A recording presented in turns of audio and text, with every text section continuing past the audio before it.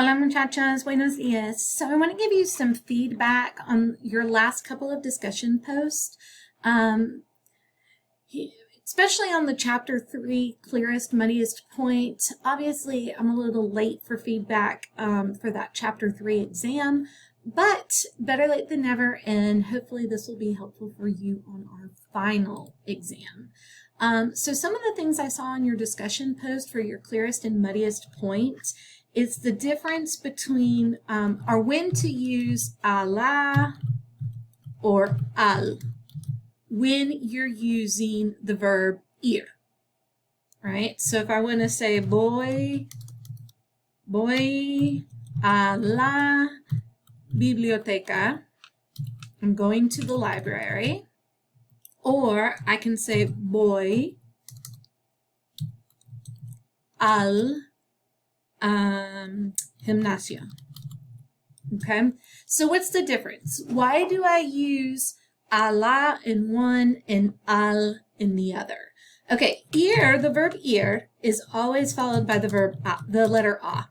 Is always followed by the letter a. It's normally ir plus a plus a place telling me where you're going to, or it's going to be ir plus a plus a verb telling me what it is that you are going to do. A means to. That's what the letter A means in Spanish. It means to. So literally I'm saying I'm going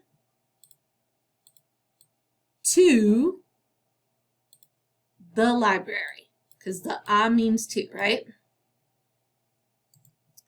Means to. All right, so what it boils down to is gender.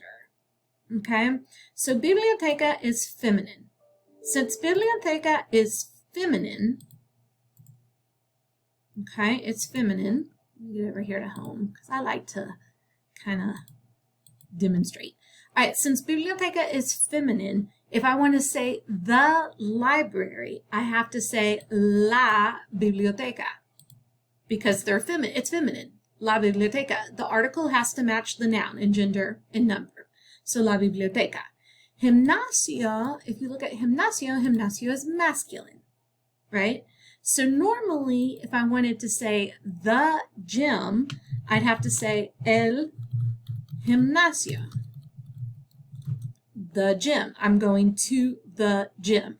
Now, we have a problem here, because if I say to the gym, gymnasia, native speakers are going to run that A and that A in this E right here, these two things right here.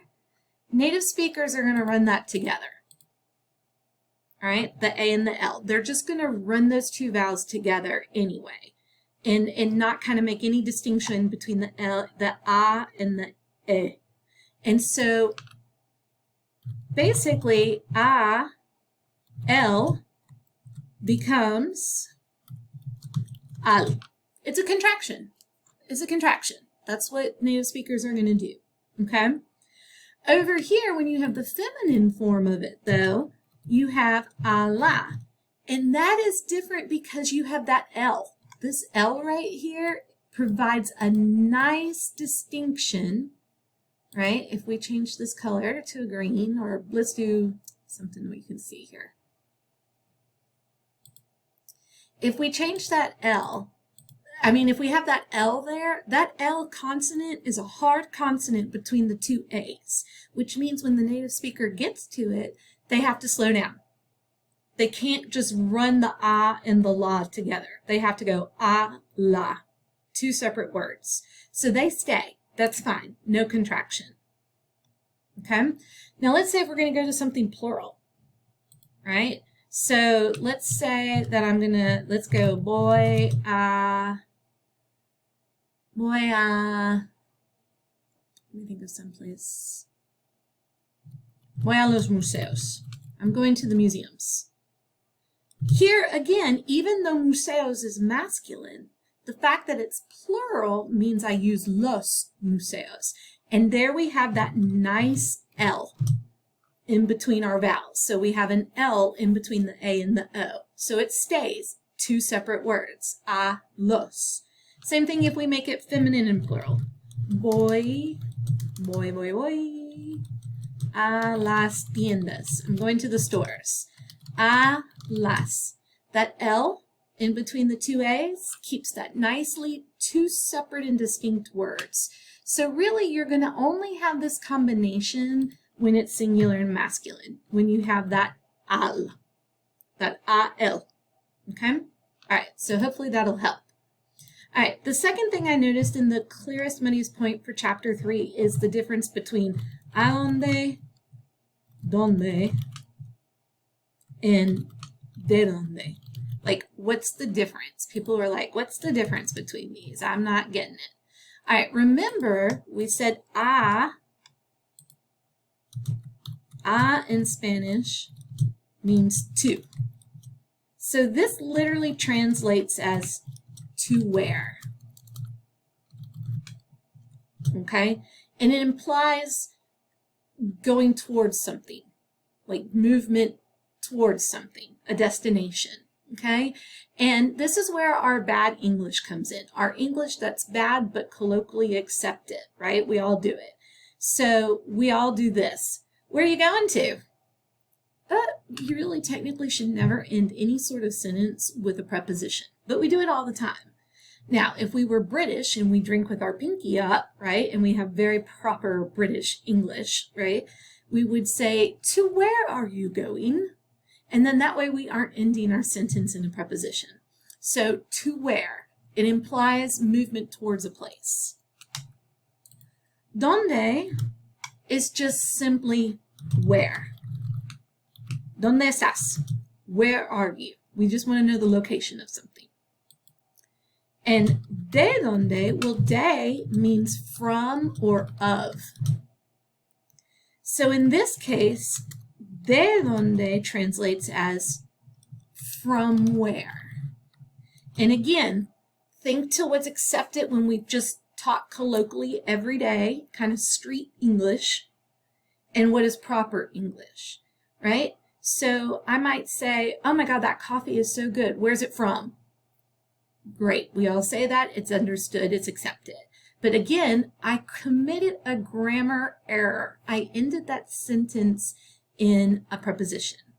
If we were from England, again, high society with our pinkies up drinking, we would have to say, from where does that coffee come from? Or like, from where is that coffee? From where is that coffee? All right. And so basically these are colloquial mistakes that we make in English that are acceptable and understood by regular people. We can't make those mistakes in Spanish. We have to put the preposition first. We can't end a question in a preposition.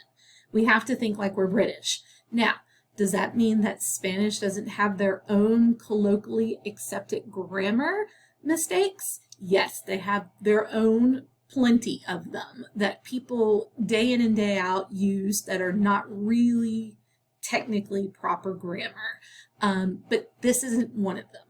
In Spanish, they never end a sentence in a preposition. So we're going to say de donde, from where is the coffee. Okay, so that applies movement from a place. A donde is to a place, and de donde is from a place. Okay? All right, last thing was your Cinco de Mayo post. I really enjoyed reading those. You did get one bonus point if you got both the bonus questions correct, which is why is September a great month for Hispanic Heritage Awareness Month? And the second question is, what is Cinco de Mayo anyway? But to get the Cinco de Mayo point, you actually had to say that it was the Mexican victory over the French in the Battle of Puebla, but the Mexicans actually ended up losing the war to the French. So we can't say it's the victory over the French or their defeat of the French or overcoming a country, the French country or nationality, whatever. You can't say it like that because actually Mexico didn't beat the French. They didn't win the war, but they did win a battle. And it's just very symbolic of Mexican bravery. It's kind of like the Alamo from Texas. If you read any history about the Alamo, you'll know that everyone pretty much got slaughtered. So why is it something that we really look to as like, oh, the Alamo, always remember the Alamo, even though everyone was killed? It's because it was just the fact that these men put their lives on the line and actually gave their lives for Texas, right? Knowing practically it was a suicide mission. So that's dedication to Texas, right? That's when your heart belongs to Texas. So sort of the same thing here, knowing that this was like it was almost impossible that they would beat the French, right? And that they did in this one little battle with Mexicans who were poorly trained, had very little resources, is just a testament to what the Mexican national pride is. Okay, so much what they will do to protect their national pride. Anyway, so for good answers on that, you can look at Tyler Overholt discussion post, Tara's, or Jeffrey Brannon's, because they got some really good answers for those. So check those out, you guys. All right. Let me know if y'all have any questions. Ciao, ciao.